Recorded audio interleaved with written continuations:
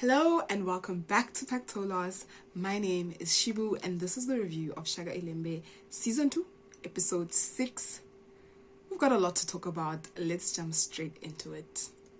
Where have you ever heard of a king walking straight into enemy territory alone? This single-handedly has to be proof of the strategic genius of the Ndwandwes. I mean, these guys won a war without ever having to pick up a weapon and fight. Whether you like these guys or not, you have to admit how brilliant they are at psychological warfare. I mean, Dingiswayo was surrounded at every end before he even knew what was going on. And while he stood a chance to protect himself and his kingdom, he missed so many opportunities. I'm just gonna say it. He deserves to die. And knowing the Ndwandwes and how violent they are, death is something that Dingiswayo should be hoping for. But how did this happen? How did such a mighty king fall? And yes, age and aging definitely does play a part in it, but I think it's about much more than that. And that's what we're going to be looking at in today's review. We're going to look at 5 elements that took Dingiswayo down. The first element is internal betrayal. So by teaming up with the Ndwandwes and feeding them information, Somveli was the first breach into the kingdom. And Dingiswayo's character allowed this to happen. We know how he believes in keeping the peace and avoiding conflict. But because of this, Somveli was enabled to begin destabilizing the kingdom from within. And this made way for the second attack.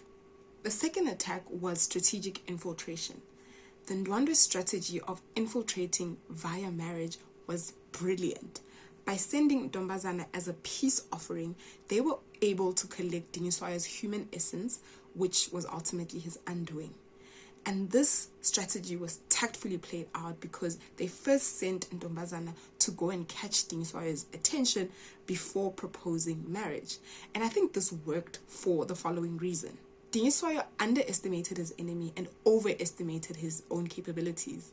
So Dingiswayo knew that the Ndwandwes are crafty and that they're witches, but he still allowed them to enter his kingdom, thinking that he could outsmart them and play them at their own game.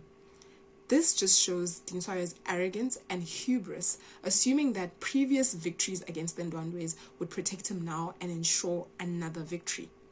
Even after learning of Ntombazana's plot to bewitch him, he goes on to sleep with her. And then, when she runs off after killing a guard, he refuses any advice from Somveli to cleanse himself in the event that any muti has been used on him.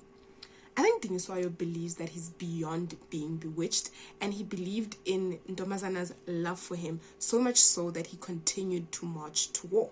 That's another thing. Marching without Shaka and his army is another example of Dingiswayo overestimating his own capabilities. So Shaka has won so many battles for Dingiswayo with his Iziko regiment and his larger army that I believe Dingiswayo believed that these victories were his own and translated that to his own military power. So much so that he didn't think he needed Shaka to take on the Ndwandwes. While we're on that, what a brilliant move by Shaka to delay marching with his army to go and support Dingiswayo.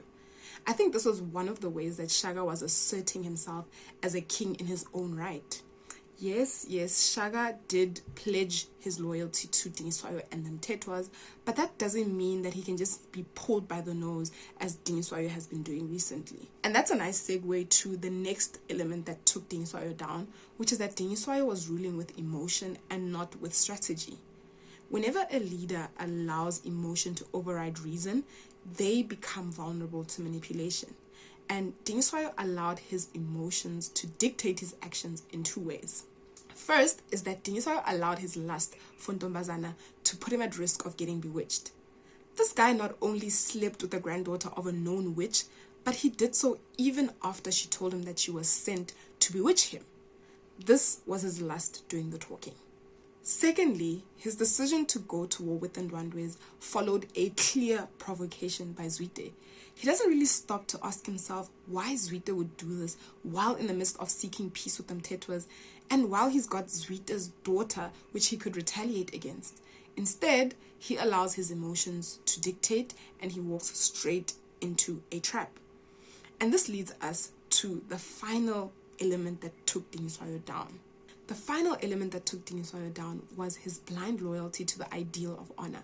So we've already touched on Dingiswayo's emotional irrationality when it came to the killing of Umelusi, but I believe that this was driven by his ideal of honor. Dingiswayo had already forgiven the offense of the killing of General Buza, and now he couldn't let the Ndwandwes get away with another offense.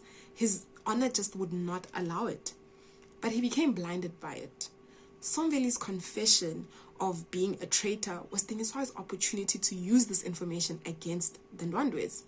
He could have Somveli become a double agent and bring the Ndwandwes exactly where he wants them, to crush them. But his loyalty to his honor made him waste that opportunity. And that's how we find ourselves in the current position. Dingiswayo makes a great king, but these flaws in his character were the chink in his armor, his weak points that were used against him. And that's exactly what was at display in this episode. All of the character traits of Dingiswayo's personality, which were introduced and developed throughout the entire show from season 1, and how these traits developed to this devastating situation. That's another point for the writers and producers of this show.